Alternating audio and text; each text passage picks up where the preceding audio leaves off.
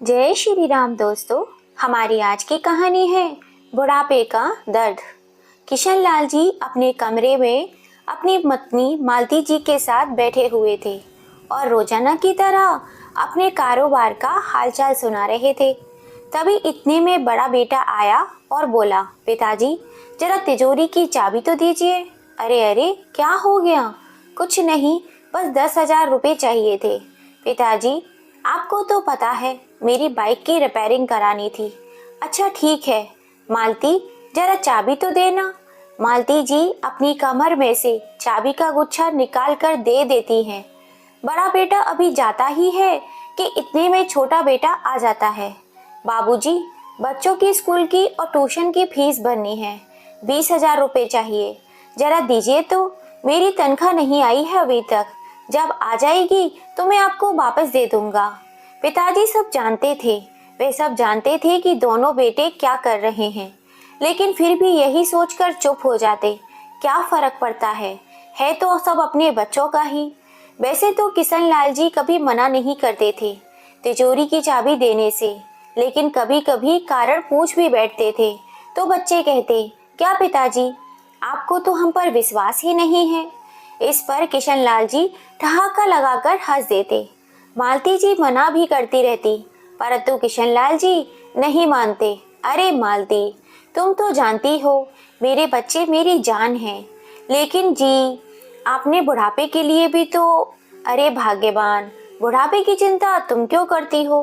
अपने दोनों बेटे बड़े होशियार हैं, बहुत प्यार करते हैं हमसे। जो संस्कार हमने अपने बच्चों को दिए हैं, उनके रहते हमें कभी कोई दिक्कत नहीं आ सकती। मालती जी चुप रह जाती हैं, लेकिन मन ही मन कहे विचार चल रहे थे। सोचती, आप ही कितने भोले हैं। आज के जमाने में अपने लिए कुछ ना कुछ आवश्यक बचा कर रखना चाहिए। बेटे तो अपने हैं, लेकिन बहुएं वे तो पराए घर से आई हैं। और वैसे आपसे ज्यादा मैं बहुओं को अच्छे से जानती हूँ। यह सब विचार करते हुए मालती जी एक टक अपने पति को निहारे जा रही थी। इतने में किशन लाल जी ने चुटकी बजाते हुए उनकी विचार श्रृंखला को भंग कर दिया। मालती जी अपने विचारों की दुनिया से बाहर आईं। किशन लाल जी बोले, अरे भाग्यवान, कहाँ गुम हो गई? मेरी चाय का समय हो गया है, आज मिलेगी या खुद ही बना लूं? किशन लाल जी ने चुटकी बजाते हुए कहा तो मालती जी बोली, अरे आप क्यों चाय बनाओगे? मैं शंभू को आवाज दे देती हूँ, वो बना देगा। दरअसल मालती जी ने रसोई घर और घर के दूसरे कामों करने के लिए 18-19 साल का एक नौकर शंभू रखा हुआ था, ताकि बहुओं पर काम का बोझ न पड़े। और फिर इस उम्र में वे खुद भी तो ज्यादा काम नहीं कर सकती थी। मालती जी बोली, और वैसे भी चाय बनानी आती भी है आपको, जो खुद बनाओगे? श्रीमती जी, मुझे चैलेंज मत कीजिए, बहुत बढ़िया चाय बनाता हूँ मैं।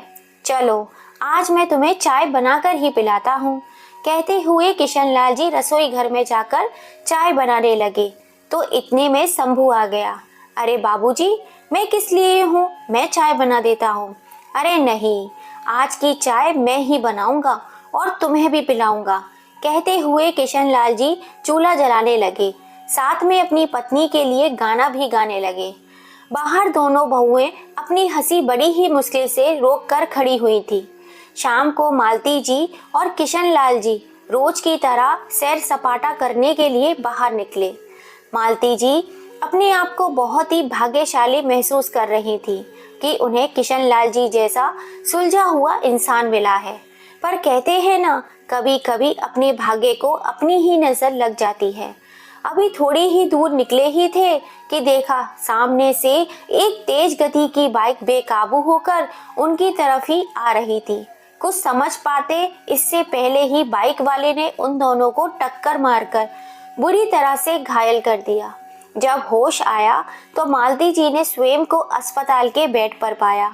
देखा तो एक नर्स उन्हें ड्रिप लगा रही थी। उन्होंने देखते ही किशन लाल जी के बारे में पूछा तो नर्स ने बताया कि किशन लाल जी आईसीयू में हैं। दरअसल उन्हें बहुत ज़्यादा चोटें आई थी, जिस कारण उनकी हालत गंभीर बनी हुई थी। इतना सुनते ही मालती जी ने ड्रिप उतारकर एक तरफ फेंक दी। चोटें लगने के बावजूद उठकर खड़ी हो गईं और चल पड़ी। आज दर्द में भी इतनी हिम्मत कहाँ थी जो उन्हें रोक पाता। नर्स और अस्पताल के अन्य कर्मचारी उन्हें पीछे से आवाज लगा रहे थे और मालती जी को जैसे कानों से सुनाई देना ही बंद हो गया था।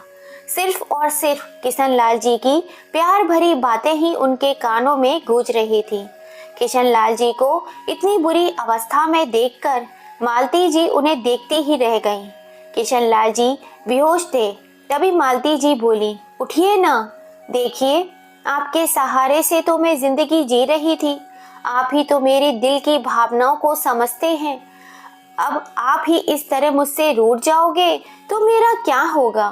कहते कहते मालती जी जोर जोर से रोने लगी। उन्हें आईसीयू से बाहर लेकर आया गया। आखिर उन्हें भी काफी कमजोरी आ गई थी। मालती जी को अस्पताल के बेड पर लिटा दिया गया और उन्हें आराम करने को कहा गया।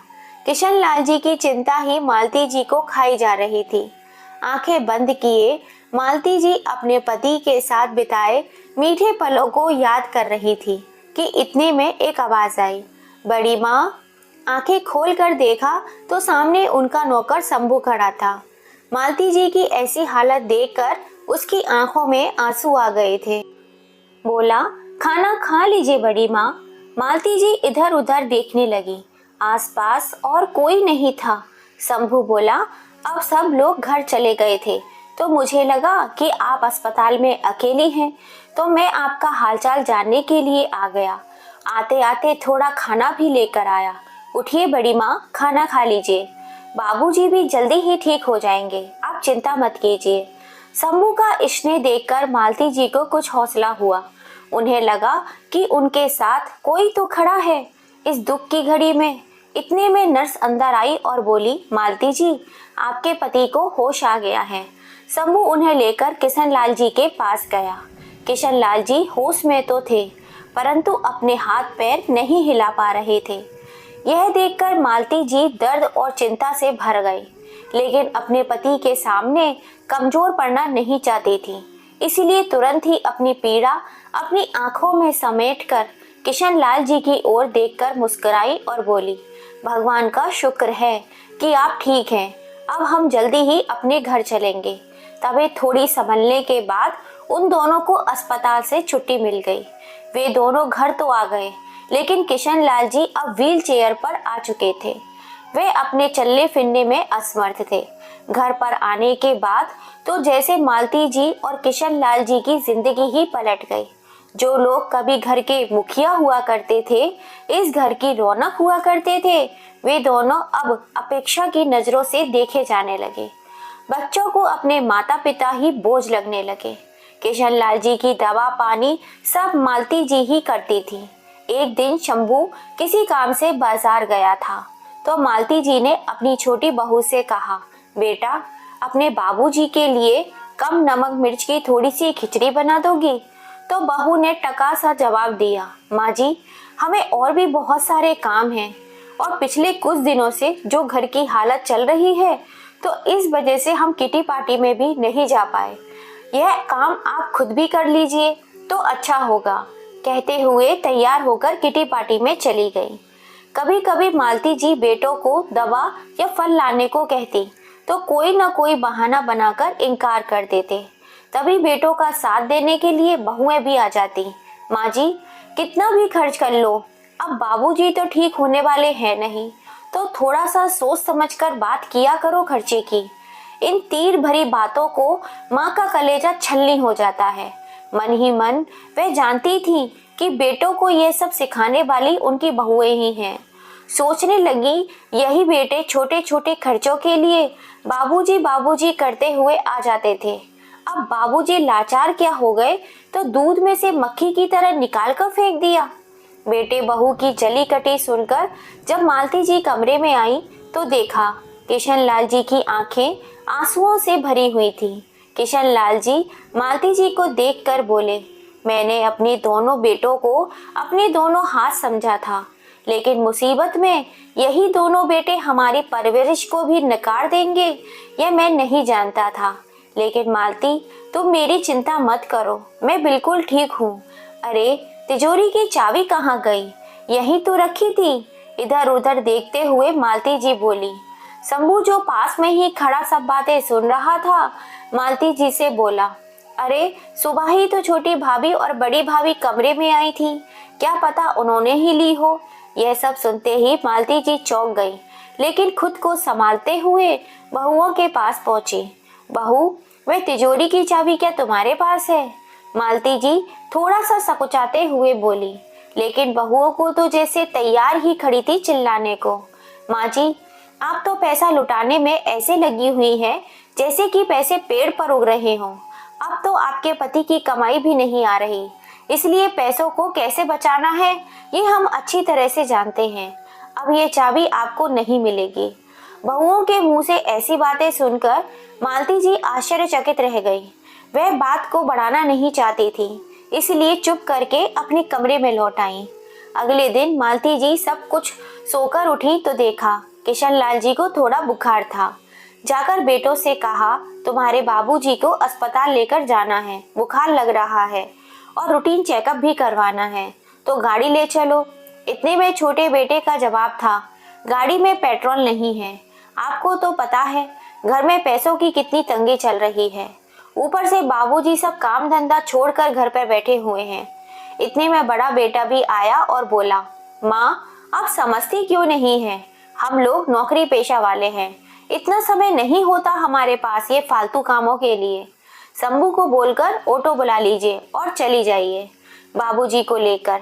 मालती जी अपमान का घूंट पिए चुपचाप खड़ी थी। उन्होंने उस समय कुछ बोलना उचित नहीं समझा। उतने में शंभू ने आवाज लगाई, आइए बड़ी माँ, मैं ऑटो बुलाकर ले आया हूँ।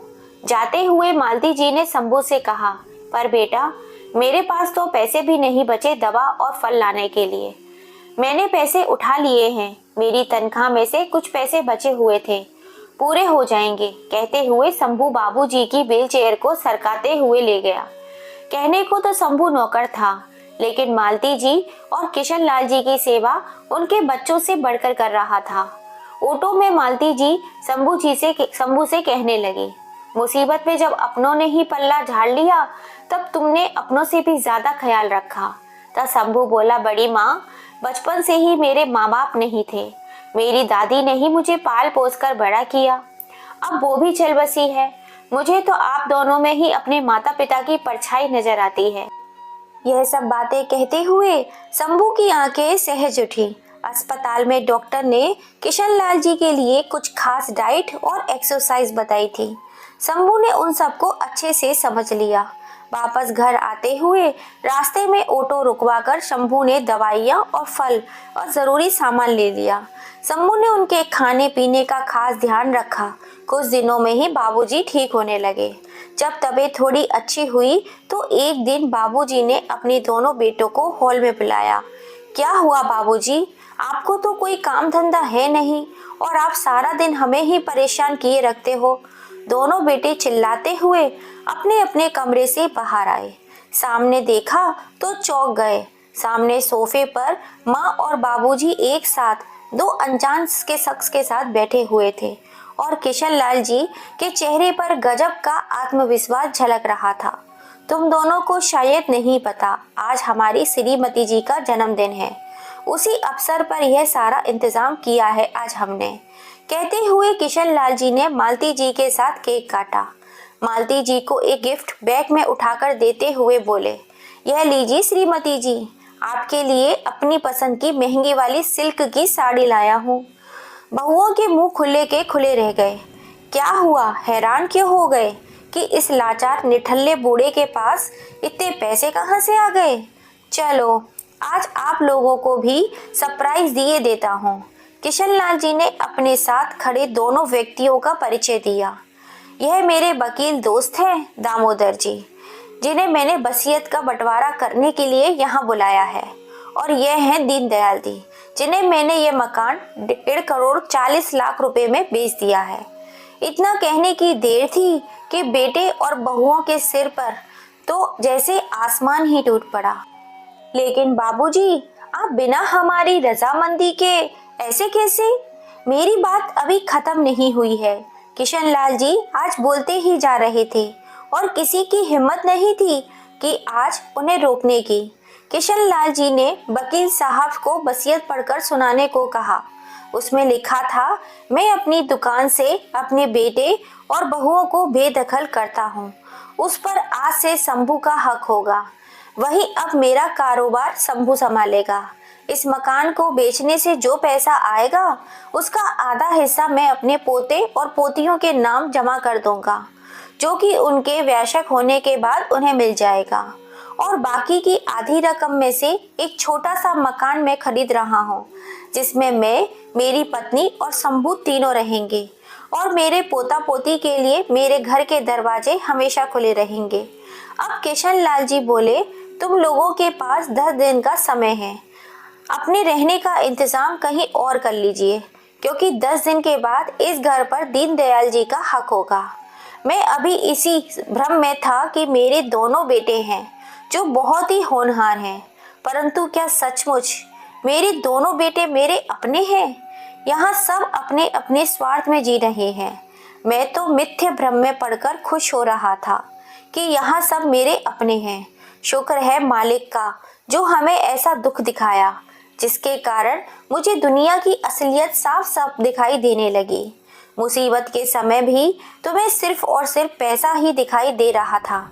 अरे, मैं तो कब से इस दुनिया में कूच कर गया होता, अपने लाचार बेकार अपाहिज शरीर के साथ। कब तक जीता? यह सब मेरी पत्नी और शंभू की सेवा का फल है, जो आज मैं बिल्कुल तंदुरुस्त हूँ। असल में बेटे का फर्ज तो सिर्फ शंभू ने ही निभाया है। पिताजी, वे नौकर है और उसे नौकर की जगह पर ही रखिए। हम आपके बेटे हैं, बड़े बेटे ने कहा तो किशन लाल जी बोले, बंधी हुई तनख्वाह के अलावा दिया ही क्या है मैंने इसे? लेकिन इसने तो जीवन दान दिया है मुझे। मेरी और मेरी पत्नी की बुढ़ापे की लाठी बना है। अब तो दोनों बहुएं माँ जी के चरणों में गिर पड़ी और बोली, हमसे बहुत बड़ी गलती हो गई माँ जी, आप ही कुछ समझाइए ना बाबूजी को। हम लोग आपके ही तो बच्चे हैं, और फिर रिश्तेदार क्या बोलेंगे, यह भी तो जरा सोचिए। बहुओं को माँ जी से कुछ उम्मीद थी, लेकिन मालती जी उनकी उम्मीद पर पानी फेरते हुए बोली, यह बात तब याद क्यों नहीं आई थी जब तुम लोगों के सामने लाचार होकर मैं तुम्हारे बाबूजी की जिंदगी की भीख मांग रही थी। और फिर रिश्तेदार जो कहेंगे सो कहेंगे, मुझे उनकी कोई चिंता नहीं है। तुम अपना सामान बांधने की तैयारी करो। माँ और पिताजी की हिम्मत देखकर आज दोनों बेटे और बहुएं भी भौचक्के रह गए। शायद उन्हें अपने कानों पर यकीन नहीं हुआ। वह लोग बहुत गिड़गिड़ाने लगे, लेकिन अंत में वही हुआ जो वसीयत में किशन लाल जी ने लिखा था। बेटे और बहुओं को अपने किरकिए की सजा और सबक दोनों मिल चुके थे। दोस्तों, अपने बेटे और बहुओं को सबक सिखाने के लिए किशन लाल जी ने जो ठोस निर्णय लिया, क्या वो सही था या गलत? अपनी राय हमें कमेंट करके ज़रूर बताइएगा। कहानी पसंद आई हो तो ज़्यादा से ज़्यादा इसे शेयर कीजिएगा। लाइक एंड सब्सक्राइब नहीं किया है तो जल्दी से कर लीजिए। फिर मिलेंगे। जय श्री राम।